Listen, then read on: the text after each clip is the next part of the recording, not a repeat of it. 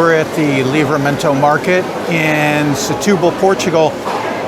This is an amazing indoor market, and I don't say that just because this is where I do my shopping several times a week here in Setubal to come get my fruits and my veg and some other stuff. This was named one of the top markets in Europe a few years ago, and you can see why. This place is massive. Not only do they have fruit and veg, but they also have bread, they have pastry, they have plants. I bought sage today, which is very difficult to find in Portugal. They've got a little bottle shop in here. There's a couple of restaurants. There's a giant fish market, which I think is what this place is mostly famous for. Anyway, I was super excited because the other day I came in here. Now, cherries are in season, regular sweet cherries that you would just snack on. But I came in here, and my favorite vendor that I always shop at, they had a cherry called Ginja, Ginja. And this cherry is special because this is a sour cherry that you use to make Ginjinha, the famous cherry liqueur in Portugal. You don't use sweet cherries. You use this specific type of cherry. And you never see this. I don't remember seeing it at all last summer when we were here. Maybe they had it, maybe I missed it. But I think the season is rather short because I asked our vendor, I said, how long? And she said, a couple of weeks. So I bought a few on that day with the intention of coming back today and buying more because I want to try and make Ginjinha, my own homemade Ginjinha. And I came back today, we went to her, she didn't have any. And I was crestfallen. So we walked the entire market. This place is huge.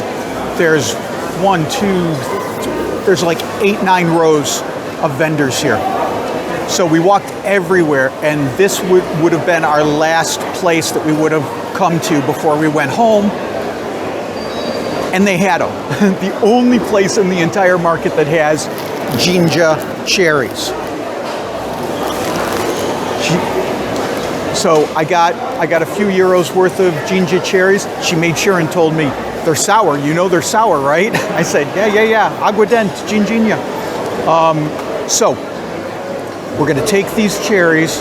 We're going to macerate them in some liqueur, and we're going to try and make our own Ginjinha at home.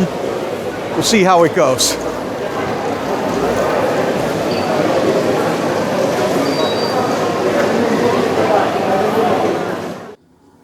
So we're ready to assemble our Ginjinha and let it age a little bit. So let me tell you what I've done. I got my cherries and I washed them, and you might notice in here that I left a few stems on. Not all of them. I took most of the stems off, but I left a few stems on just to add a little bit of extra flavor in there. I divided the cherries in half because this is the size container that I have. This is about a quart size. Then what I did was I took about a cup and a half of red wine and heated it up to a gentle simmer and added in 2 cups of raw sugar. That's the sweet part of the Ginjinha. It looks like a lot of sugar, and this is going to become very sweet and syrupy. Don't worry, once we cut it with the alcohol, it won't be nearly as sweet. When you're choosing a red wine, make sure you choose a good wine. You don't have to use the best stuff that you've been aging in the cellar, but use a decent bottle of red wine. You don't want to use something like cooking wine that you find in the grocery store. Use a decent kind of red wine. And then, after a cup and a half, you got over half a bottle left that you can enjoy yourself. That's the bonus. And then I've got a cup and a half of aguardente. This is Portuguese moonshine. Similar to grappa, aguardente is distilled from the leftovers of the winemaking process. So the grape skins, the seeds, the stems, all of that is distilled, and what comes out is this clear distilled spirit.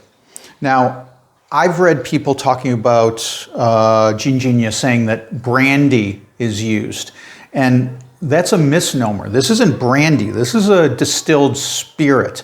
And this is what you want to look for. It's very common to find, every liquor store has aguardente in Portugal. If you don't live in Portugal, if you don't have aguardente in your liquor store, you can sub in grappa. Grappa is an Italian distilled spirit, and it's used kind of the same way. They distill the leftovers from the winemaking process. If you can't find grappa, you can use Everclear, and if you can't find either of them, you can substitute in vodka, which wouldn't be my top choice, but if that's all you have, go ahead and use vodka. Don't use any other distilled spirit. If you think, oh, I'm going to do this and I got tequila, don't use tequila. So look for aguardente, can't find that, grappa, third choice, vodka. All right, and then I've also got some cinnamon stick and some cloves for flavor. So what I'm going to do is I'm going to combine these into one, so I don't have to worry about measuring here. So that's 50-50 the sweet wine mixture and the aguardente, and then I'm going to take the cinnamon, one mini stick in each one. 2 cloves in each one, and then pour over the top. Now, a couple of things to note about this. One, yes, I did heat up the wine, and I did use it to the heat to melt the sugar. Don't wait until it cools down a little bit before you start handling it, because it'll be hot, and you also don't want to put steaming hot liquid over these cherries. Otherwise, you're going to start cooking them. You don't want to do that. So anyway, let it cool down, maybe even to room temperature before you pour it in. And make sure that these containers are clean, preferably sterilized. If you know anything about canning and you know how to sterilize, that's what I do with these. I sterilize them in a boiling water bath. That would be preferable. Otherwise, make sure you wash them very, very well, let them air dry, and only use perfectly clean sanitary utensils. Because this is not going in the fridge, this is not going in the freezer, it's not being processed. So if you introduce bacteria at this point, you can allow it to grow in here, and you're going to, at best, have a mess, at worst, poison your family. And you probably don't want to do that. So we'll split this between the two, this mixture here.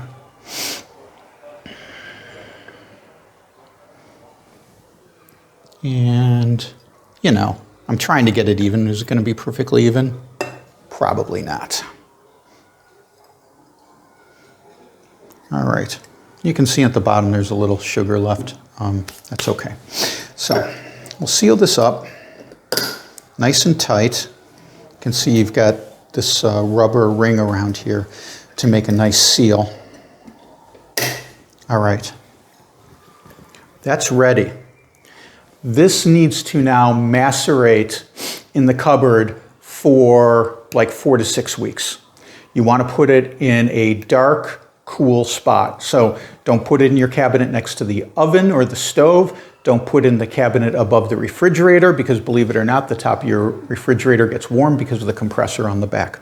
So you want to put it in a cool, dry, dark spot and let it sit for 4 to 6 weeks. Maybe put a reminder on your phone. But the other thing that you should know is about every day, every other day, you want to go in, just give it a little shake, mix this stuff up a little bit. All right, make sure that everything still looks good. If you see anything growing in here, if you see some mold or something, discard it. All right, so we're going to wait 4 to 6 weeks, and that's going to be it. This is going to be done. That's how easy this is to do.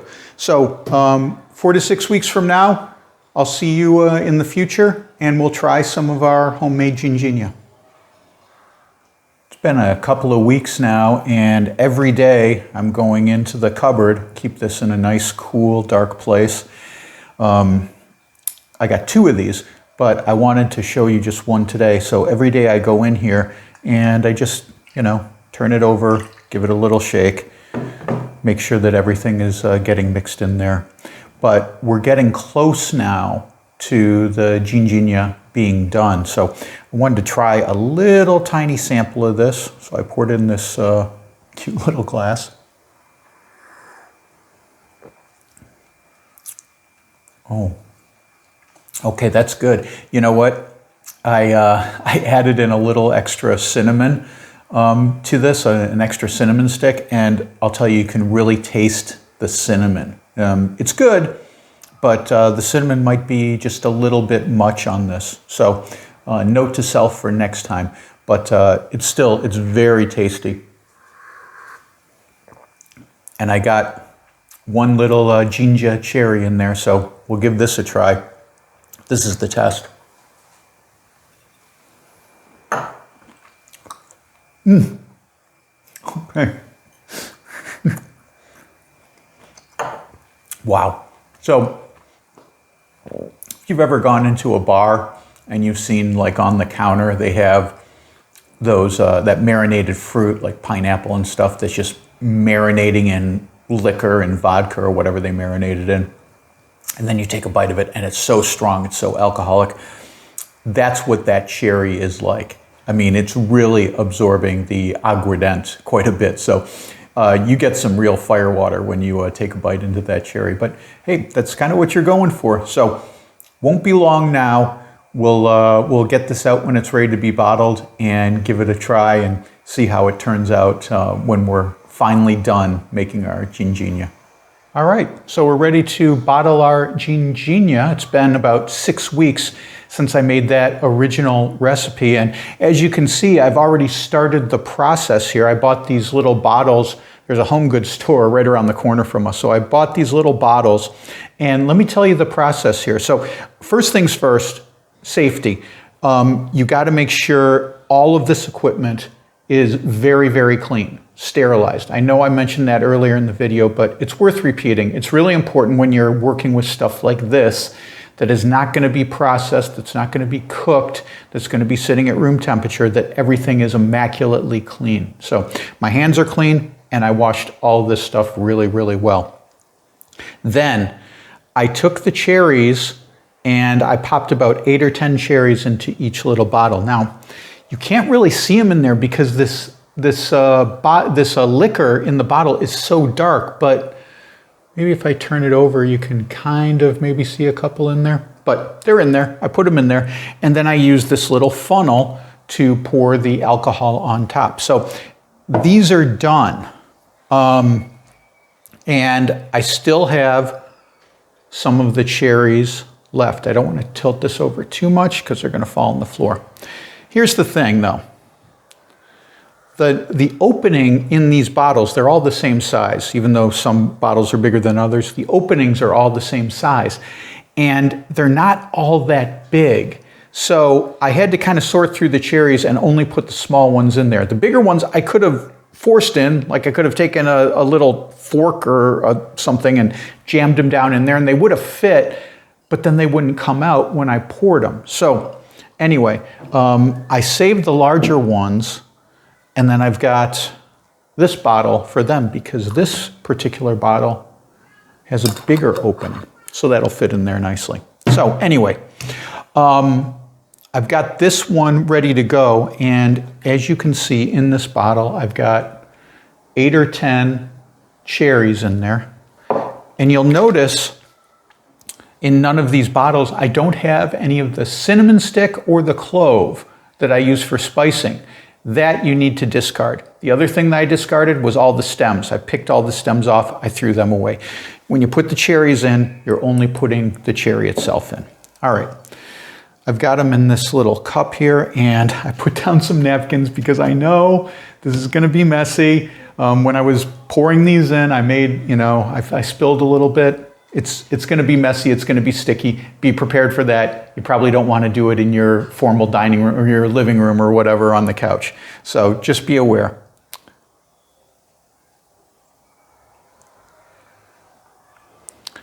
And fill it up most of the way, but you do want to leave just that little bit of airspace on the top. All right, so we got that. So easy.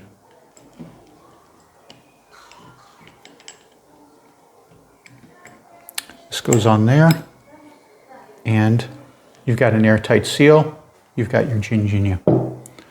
That'll keep for a long time, so that's really good. All right, let's do some into this bottle because then I don't have to sort everything out. We'll put that here, and I'll just dump some of these cherries in. And it's not going to matter whether they're big or they're small because we have this large opening here.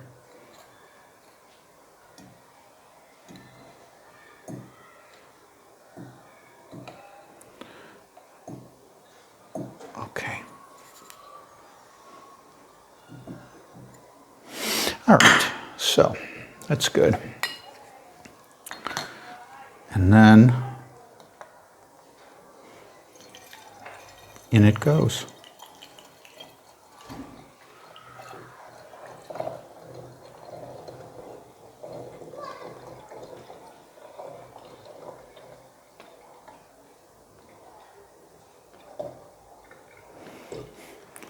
You can see I didn't get all the cherries out of here, so there's a couple cherries, but those can go right in, no problem.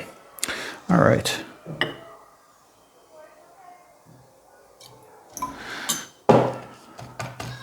So I'll fill this up a little bit more, but just to give you an idea as to how it works. So, time for the moment of truth. Give this a little taste. Now the experts who pour this, when you go into Lisbon and you watch the guys behind the counter doing this, they have this exact method where it's like they hold the cork in the stopper and they pour it down like this. It's a two-handed method. And then they take the cork and they let it out just for a second and a cherry pops in there to go along with your liqueur. I ain't got that skill yet, so I can't do that yet. Maybe someday I'll get to that point. But I do have this nice little glass of Ginjinha.